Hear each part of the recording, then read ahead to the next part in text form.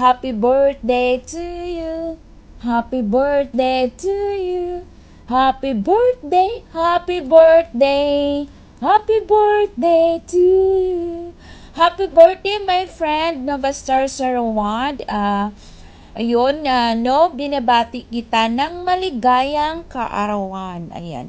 Sino ba or Aka Novastar, one of my best friend, bilang sa YT World since high school pa kami yan.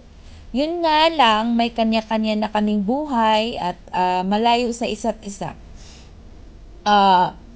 Almost 8 or 9 years ata kami na hindi nagkikita personally, pero ganun pa man, hindi nawala ang komunikasyon namin, lalo na't na magkasama kami sa YT World. And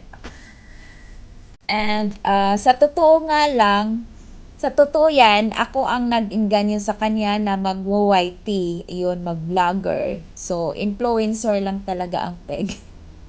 Ayan, again, Nov, happy birthday. We hope and I hope you always safe together, your family, and wish for your good health and strength. And keep on vlogging, more subscribers to come, more revenues to ipon-ipon. At yun lang. At good luck and God bless.